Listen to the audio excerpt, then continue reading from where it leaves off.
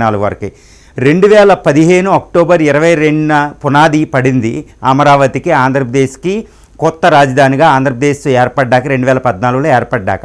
కానీ 2014 నుంచి 2019 వరకు చంద్రబాబు నాయుడు గారు ఆధ్వర్యంలో అమరావతి అభివృద్ధి అనేది కాస్త జరిగింది. తాత్కాలిక బిల్డింగ్లైనా కాస్త ఏదో ఒక అమరావతికి రాజధాని అనేది ఒకటి దక్కింది. కానీ 2019 నుంచి 2024 ఎన్నికలు, అసెంబ్లీ ఎన్నికలు అంటే మొన్న జరిగిన అసెంబ్లీ ఎన్నికల వరకే ఆంధ్రప్రదేశ్కి క్యాపిటల్ అంటే అడ్రస్ లేకుండా పోయింది. ఎందుకంటే 3 రాజధానులు అంటూ అమరావతి అభివృద్ధి వెనక్కి వెళ్ళింది. ఇప్పుడు 2024 ఎన్నికల తర్వాత మళ్ళీ అమరావతి ముఖ్యంగా వచ్చింది. ఇప్పుడు కూటమి ప్రభుత్వం ఉంది, మీకు తెలుసు. ఇప్పుడు ప్రధానమంత్రి మే 2వ తారీఖున రాబోతున్నారు. కానీ ఇక్కడ ఒక పెద్ద సమస్య ఉంది. అది ఏంటంటే ప్రభుత్వం ఓకే, కూటమి ఓకే, అమరావతి అభివృద్ధికి పూనుకుంటుంది. కానీ ఇన్వెస్ట్మెంట్స్ అనేవి రావు అనేది ఒక భయం ఉంది.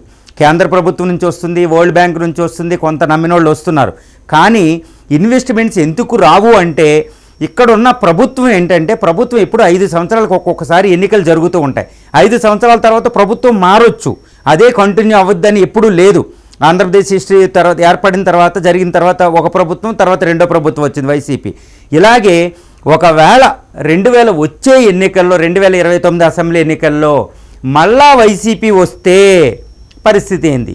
ఇప్పుడు పెట్టుబడిదారులు ఏమవుతారు? కాబట్టి ఇక్కడ వాతావరణం అమరావతిని అక్కడ పక్కనున్న తమిళనాడులో చెన్నై, ఇక్కడ బెంగళూరు, ఇక్కడ హైదరాబాదుతో సరితూగే విధంగా అభివృద్ధి చేస్తేనే ఆంధ్రప్రదేశ్ అభివృద్ధి, ఆంధ్రప్రదేశ్ డెవలప్మెంట్ అనేది కంప్లీట్ అవుతుంది. కానీ ఇక్కడ జరుగుతున్న విషయం ఏంటంటే ఇన్వెస్టర్స్ ఎవరైతే పెట్టుబడిదారులు ఉంటారో అమరావతి అభివృద్ధికి వాళ్ళకి ఒక భరోసా తప్పనిసరిగా ఇవ్వాలి. ఎవరు? అధికారంలో అధికార పక్షం, ప్రతిపక్షం. ఎందుకంటే ఈరోజు ప్రతిపక్షం రేపొద్దున ప్రభుత్వం వచ్చిందనుకోండి, అది మళ్ళీ అమరావతిని పక్కన పెట్టేసి మళ్ళీ 3 క్యాపిటల్ అందనుకోండి వైసీపీ, పరిస్థితి ఏంది? కాబట్టి దీర్ఘకాలికంగా పెట్టుబడిదారులకి భరోసా ఇవ్వాలి. కాబట్టి జగన్మోహన్ రెడ్డి గారు ఎట్టి పరిస్థితుల్లో ఒక స్టాండ్ తీసుకోవాలి. అదేంటంటే ఇంకా అమరావతి అనేది అభివృద్ధి చెందిద్ది. ఎందుకంటే కేంద్ర ప్రభుత్వంలో చాలా కీలక పాత్ర పోషిస్తుంది ప్రభుత్వం. ఇప్పుడు పవన్ కళ్యాణ్ గారు, చంద్రబాబు నాయుడు గారు. ఒక రకంగా చెప్పాలంటే కేంద్ర ప్రభుత్వం మొత్తం అంటే ఎన్డీఏ ప్రభుత్వం, మోడీ గారి ప్రభుత్వం చంద్రబాబు నాయుడు గారి మీద, పవన్ కళ్యాణ్ గారి మీద ఆధారపడి ఉంది. కాబట్టి అమరావతికి ఇన్వెస్ట్మెంట్స్ వస్తాయి. అందుకనే మే 2వ తారీఖున మళ్ళా ప్రధాని మోడీ గారు వస్తున్నారు. ఈసారి ఇన్వెస్ట్మెంట్స్తో, ఒకప్పుడులాగా కాదు, ఒకప్పుడులాగా పునాది వేసి వెళ్ళిపోవడం కాదు. ఇప్పుడు తప్పనిసరిగా వస్తే వరల్డ్ బ్యాంక్ వస్తుంది, లక్షల కోట్ల రూపాయలు పెట్టుబడులు వస్తున్నాయి. కానీ పెట్టుబడిదారులు ఇంకా భయం ఉంది.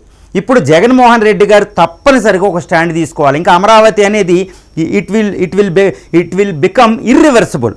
అంటే ఇంకా దాన్ని వెనక్కి రచ్చి మళ్ళీ 3 క్యాపిటల్స్ అనడానికి లేనే లేదు. కాబట్టి జగన్మోహన్ రెడ్డి గారు ఒక స్టాండ్ తీసుకోవాలి. నేను అమరావతికి కట్టుబడి ఉంటాను, ఎందుకంటే అది అభివృద్ధి చెందిపోద్ది. మళ్ళీ మీరు అధికారంలోకి వచ్చిన 2029 తర్వాత మీరు అధికారంలోకి వస్తే అప్పటికి అమరావతి మంచిగా అయిపోయి ఉంటుంది.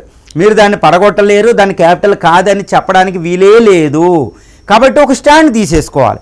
ఒక స్టాండ్ తీసుకుని అమరావతిని చేయాలి. లేదు అంటే ఒక ప్రాబ్లం ఉంది. మీ మీద 11 సిబిఐ ఛార్జ్ షీట్లు, 9 ఈడీ ఛార్జ్ షీట్లు ఉన్నాయి. అదేవిధంగా మీరు 16 సంవత్సరాలు జైలుకి వెళ్ళడం కూడా జరిగింది 2012 మే నుండి 2013 వరకే. ఇది 16 నెలల జైలు శిక్ష. అది ఏదైనా జరగవచ్చు. ఆ కేసులు అలిగేషన్సే, నాట్ ప్రూవ్డ్ సో ఫార్. ఇంతవరకు ప్రూవ్ అవ్వలేదు. కానీ ఇప్పుడు లిక్కర్ స్కామ్ అనే ఒక కొత్త కేసు వస్తుంది. పాత కేసులు కాకుండా కొత్త కేసుల్లో జైలుకి వెళ్ళే అవకాశం ఉందంటే ఇప్పుడు విజయసాయి రెడ్డి గారు, రాజశేఖర్ అంటే కసిరెడ్డి గారు వీళ్ళు ఇక్కడ జైల్లో ఉన్నారు. వీళ్ళు చెప్తున్నారు, సిట్టి విచారణ జరుగుతుంది, చాలా బలమైన సాక్ష్యాలు వస్తున్నాయి. 3,200 కోట్లు షిప్ ఆనింగ్ అంటే ఫండింగ్కి వెళ్ళిపోయింది, పార్టీ ఫండింగ్కి. ఓకే, ఇలా ప్రైవేటు కాకుండా ప్రభుత్వమే వైన్ షాపులు నడపడం, ఇవన్నీ చాలా విషయాలు బయటకు వస్తున్నాయి. ఇవన్నీ ఉత్తైన నిజమైన ఇది బిగుసుకుంటుంది.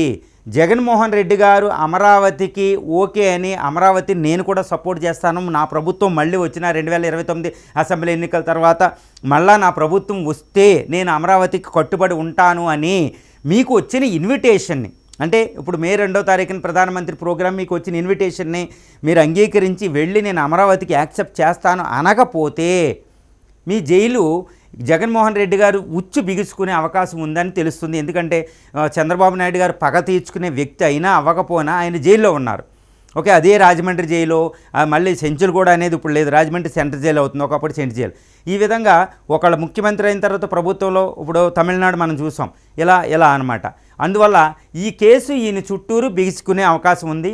ఈయన అమరావతిని యాక్సెప్ట్ చేసి నేను కూడా మళ్ళా ప్రభుత్వం వస్తే నేను దీన్ని చేస్తాను, ప్రతిపక్షంలో ఉన్న ప్రభుత్వంలో ఉన్న అమరావతిదారులు పెట్టుబడులు రండి, మీకు భరోసా నేను ఇస్తాను అని మీరు చెప్పకపోతే మీ చుట్టూరు జగన్మోహన్ రెడ్డి గారి చుట్టూరు అల్లికొంది, అంటే జైలుకి వెళ్ళే ప్రమాదం ఉంది అనేది మనకు అర్థమైపోతుంది. అందువల్ల అమరావతి జైలు అనేది ఇక్కడ సుస్పష్టంగా మనకు కనిపిస్తుంది. ఈ సిట్ విచారణ, ఈ లిక్కర్ స్కామ్, ఈ విషయాలన్నీ చూస్తే అనేది మనకు అవగతం అవుతుంది. కానీ ఆంధ్రప్రదేశ్కి అమరావతి అభివృద్ధి అనేది చాలా కీలకంగా పరిణమించింది. ఎందుకంటే ఒక రాజధాని పక్కన తమిళనాడులో చెన్నై లాగా ఒక వరల్డ్ క్లాస్ సిటీ, అక్కడ కర్ణాటక బెంగళూరు లాగా ఒక వరల్డ్ క్లాస్ సిటీ మనకు ఆంధ్రప్రదేశ్కి, అదేవిధంగా హైదరాబాదు, ఈ 3 సిటీల మధ్యలో అమరావతి అనేది వరల్డ్ క్లాస్ సిటీ అవ్వకపోతే భవిష్యత్తులో ఆంధ్రప్రదేశ్లో అభివృద్ధి అనేది శూన్యం.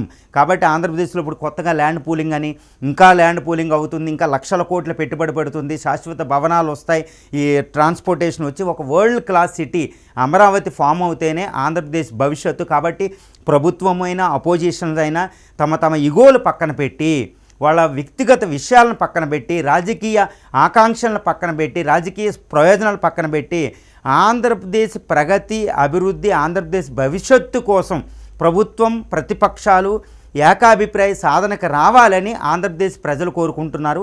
ఇది మనం ఆశిద్దాం.